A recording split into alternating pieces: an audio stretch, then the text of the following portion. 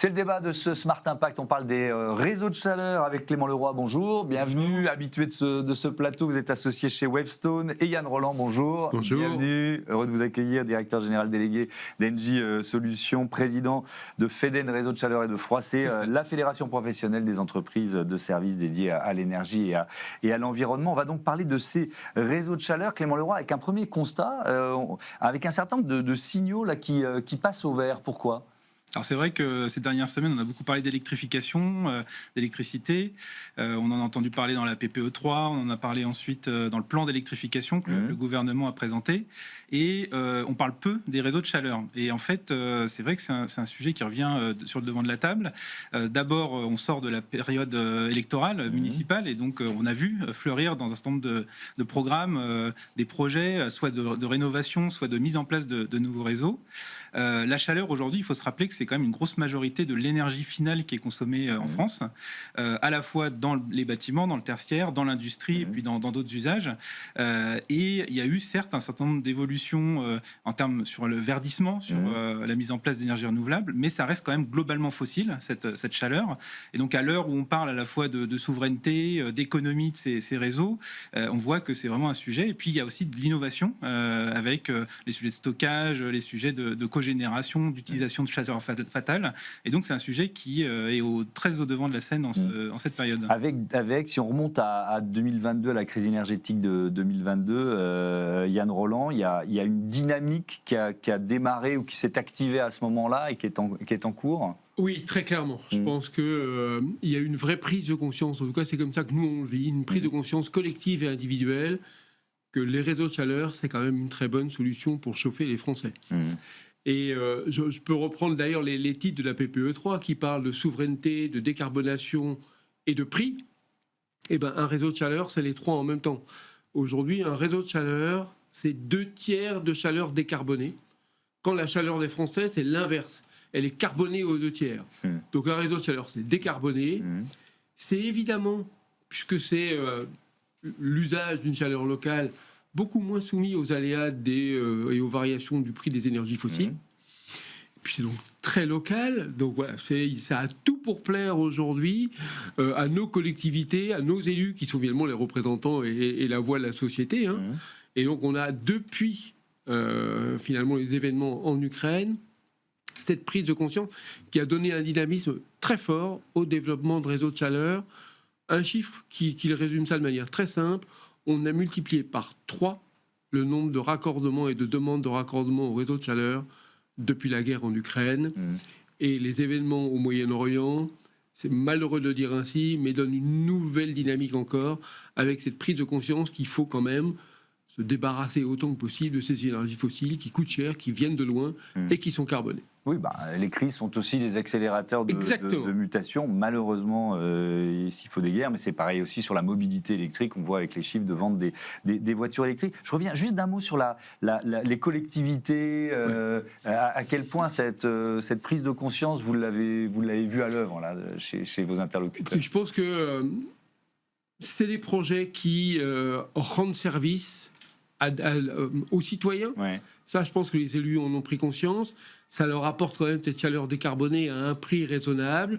Ce sont des infrastructures durables que les citoyens comprennent, même si ça fait des travaux dans les rues, etc.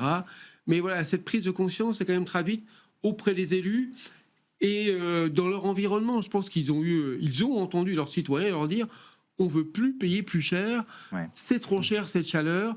On a l'habitat social en particulier avec des populations qui peuvent avoir des difficultés de fin de mois. La chaleur des réseaux de chaleur, c'est une chaleur qui est bonne pour l'environnement et c'est quand même bonne, elle est bonne aussi pour le portefeuille. Et donc je pense que les élus en ont pris conscience et ont poussé ce type de projet depuis 3-4 ans. Quelques chiffres, vous l'avez évoqué tout à l'heure, Clément. Le chauffage, ça représente 47% de l'énergie finale consommée en France. Et les réseaux de chaleur, c'est seulement 6 à 7% du chauffage des bâtiments. Ça veut dire qu'il y a de la marge de progression. Est-ce que c'est beaucoup? Il y a des pays d'Europe, déjà, on peut être un peu plus précis sur ce constat, où ces réseaux de chaleur sont beaucoup, mais vraiment beaucoup plus développés. Alors c'est vrai que la France là-dessus là-dessus est assez marginal, entre guillemets, par rapport aux pays nordiques. Si on prend le Danemark, la Suède, on est à plus de 60% des logements qui sont raccordés. Et la France, c'est 6-7%. Donc c'est vrai que certes, c'est en hausse, mais on part de très très loin. Alors pourquoi? Donc c'est les pays du nord de l'Europe qui sont principalement, voilà, exactement. Il y a vraiment une culture historique du XXe siècle d'aller vers ce genre de réseau de chaleur. Pourquoi? Premièrement, en France, c'est vrai qu'il y a eu cette volonté de développer le nucléaire, développer le chauffage électrique en particulier, et puis le gaz naturel via les réseaux qui se sont développés. Donc, ça n'a pas laissé beaucoup de place au réseau de chaleur. Par ailleurs, l'urbanisme fait aussi que les choix qui ont été réalisés ont fait qu'il y a eu du retard de prix sur ce sujet. Et puis, on le disait, c'est vrai que c'est pas neutre d'implanter ce genre de réseau. C'est quand même des gros travaux, des grosses infrastructures. Et donc, il y a eu aussi parfois une volonté de repousser le tas de sable en se disant, finalement, économiquement, il n'y a pas plus que ça de nécessité. Repousser le tas de sable. Effectivement, voilà. ça sent le vécu auprès de certains élus. Je veux bien le retour d'expérience, parce que ce qui est intéressant, c'est qu'on a là une technologie qui est mature, qui est éprouvée, qui a démontré son efficacité ailleurs. Donc ce retour d'expérience des pays du nord de l'Europe, je veux bien que vous le partagiez avec nous. À quel point ça marche, quoi, en quelque sorte. Alors, on a des relations très étroites avec les pays scandinaves. Clément en parlait. Alors, il y a aussi l'Europe de l'Est qui s'est beaucoup développé en termes de réseau de chaleur. Une particularité quand même de tous ces pays, c'est qu'ils ont un besoin de chaleur qui est aussi plus important que dans les pays tempérés, voire les pays du sud de l'Europe. Donc ils ont eu cette préoccupation de la chaleur sûrement de manière un peu plus forte que dans les pays d'un peu plus au sud, et c'est vrai qu'on a donc du retard aussi pour ça. Et à l'inverse, les pays du sud de l'Europe sont plus avancés que nous en matière de réutilisation des eaux usées. Il y a aussi une logique parce qu'ils étaient confrontés à une sécheresse qui n'était pas la nôtre. Exactement, voilà. Donc il faut quand même rappeler ce petit... la géographie. La géographie, elle est quand même utile. Et oui, on a beaucoup de collaboration, pour revenir à votre question, avec les pays du nord de l'Europe, pour voir finalement avec eux comment ils ont d'abord réussi à implanter dans les rues, on en parlait, Clément en parlait, des infrastructures quand même qui viennent s'implanter dans les rues, comment ils ont développé des nouvelles technologies. Alors, nouvelles technologies extrêmement intéressantes, ils sont à la pointe pour aller récupérer la chaleur fatale des industriels. C'est vraiment un sujet sur lequel nous, ici... Donc la chaleur fatale, je rappelle, c'est une chaleur perdue, quoi. C'est la chaleur perdue dans les usages industriels. L'ADEME a chiffré cette chaleur fatale disponible en France à 100 MWh. C'est gigantesque. En centrale nucléaire, ça fait quoi, ça? En centrale... alors 100 TWh, pardon, je me suis trompé d'unité, TWh. Ça fait une trentaine de réacteurs. Ah oui, quand même. Oui, c'est quand même considérable. C'est important. Et cette chaleur fatale, on n'en récupère que 1%. En France. On est très très loin du compte. Et donc on utilise cet exemple des pays scandinaves pour essayer d'avancer. On a pas mal d'exemples, je pourrais les citer. On a un data center, par exemple, pas très loin d'ici, sur la plaine Saint-Denis, où on va récupérer la chaleur d'un data center. On a des usines, j'en ai une antenne de production de yaourt chez Yoplait, où on va récupérer la chaleur. Donc on a pas mal d'exemples sur cette dynamique un peu qu'on a été reprendre ailleurs, mais on est encore très en retard. Ce qui est plutôt une bonne nouvelle. Ça veut dire il y a du potentiel. Il y a du potentiel. Sur cette question du retard à rattraper, qu'est-ce qui freine? Il y a la question du financement. Comment ils sont financés, ces investissements lourds? Qu'est-ce qui freine encore leur déploiement, Clément? Alors forcément, le sujet du modèle économique est important. Il faut se rappeler que faire des travaux sur ce genre de réseau, c'est plusieurs millions d'euros au kilomètre. Donc c'est vrai que c'est pas neutre en termes d'investissement. Quand on prend évidemment tout inclus, c'est-à-dire l'ensemble des études, l'ensemble de la mise en œuvre BTP, etc.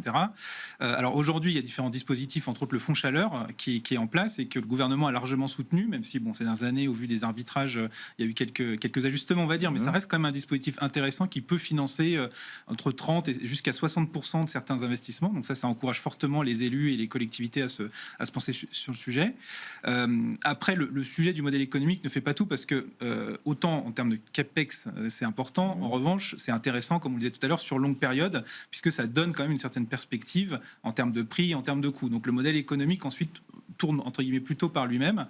Après, il y a le sujet de l'impact au quotidien. Donc c'est vrai que les élus parfois temporisent pour mettre en place les travaux. Typiquement, là, on a vu dans l'année qui a précédé les campagnes électorales, globalement, il y avait quand même une sorte de pause sur ce sujet pour éviter des amalgames entre guillemets auprès de certains. On essaye d'éviter que ses concitoyens aillent voter alors que il faut enjamber les barrières. C'est un peu partout dans la ville, ça c'est sûr. C'est classique des mairies.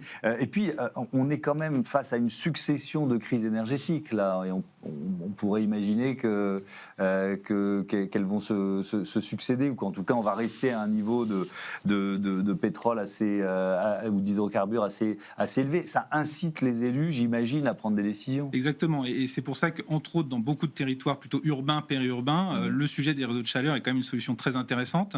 Ça permet de se décarboner, de se décorréler des énergies fossiles, ça permet de donner de la visibilité, ça permet de raccorder effectivement des bâtiments tertiaires, l'habitat social. Et donc c'est pour ça qu'aujourd'hui il y a un vrai engouement avec cette croissance qu'on a vue depuis 4-5 ans. Là. Ouais, Yann Rolland, on parle de quoi? De partenariat sur des très longues durées? C'est quel type de partenariat? Or, c'est un mode de concession, donc des délégations de services publics. Dans une concession, il y a une particularité, c'est que l'entreprise ou l'opérateur investit aux côtés de la collectivité. Le patrimoine appartient toujours à la collectivité, mais l'industriel qui est le lauréat, finalement, il étudie, il finance, il réalise et il exploite pendant une durée suffisante pour permettre l'amortissement des biens. Donc c'est en quoi, 20 ans, 25 ans, 30 ans? C'est au minimum 20 ans et on va dire au maximum 30 ans, mais c'est un modèle économique aujourd'hui qui marche bien. On a aujourd'hui plus de 90% des réseaux de chaleur qui sont nouvellement créés, qui sont gérés sous ce mode d'exploitation de la concession. Je me permets de rebondir sur un point de Clément et sur la croissance. On ne l'a pas dit, mais je voulais juste rappeler un chiffre de la PPE3 qu'on a attendu pendant très longtemps. Voilà. Elle dit quoi quand même pour nos réseaux de chaleur? Elle dit quasiment x3 d'ici à 2035. On est décarboné à 67% et nous dit soyez à 80%, vous distribuez 30 TWh, soyez pas loin des 90 en 2035. Donc c'est une manière aussi de caractériser l'élan qui pousse les collectivités à investir. Il y a une trajectoire qui est fixée pour les réseaux de chaleur qui est extrêmement ambitieuse. Alors, nous, évidemment, en tant qu'entreprise, on est extrêmement satisfait de cette trajectoire. Il faudra la tenir. On aura besoin d'un fonds chaleur au bon niveau pour accompagner les collectivités dans cet investissement. Enfin, c'est une trajectoire très positive qu'on a devant nous. Un dernier mot, tiens, parce on était là pour parler des réseaux de chaleur, mais il y a aussi les réseaux de froid, Clément, qui sont en train de se développer. Alors, globalement, on en est sur le froid, là où on était il y a 15 ans sur la chaleur. C'est-à-dire qu'on part de pas grand-chose, en tout cas de quelques réseaux, entre autres dans le sud de la France, forcément, puisque c'est le sud qui est le plus concerné aujourd'hui par le réchauffement climatique et l'impact en ville en particulier. Et là, on voit beaucoup d'élus qui commencent à sonder, comprendre les problématiques. On voit que le besoin en climatisation va tripler, voire quadrupler dans les années qui viennent. Et donc, forcément, au moment où les villes s'équipent, la question de se dire quelle technologie on choisit se pose. Et donc, là aussi, est-ce qu'on choisit finalement de l'équipement individuel avec les nuisances, le fait que ça rejette du chaud, donc ça peut créer des îlots de chaleur urbains, etc. Ou est-ce qu'au contraire, on va sur des solutions mutualisées qui ont des bénéfices en termes à la fois de production à grande échelle, en termes de capacité de raccorder là aussi de manière massive des logements. Et donc oui, je pense que dans les années à venir, on va voir une explosion aussi de ces demandes, parfois aussi dans une logique mutualisée justement en termes à la fois de production et de mise en place de réseaux. Merci beaucoup à tous les deux et à bientôt sur Be Smart for Change. On passe tout de suite au grand entretien de ce Smart Impact avec Nathalie Alquier, la directrice du développement durable du groupe Danone.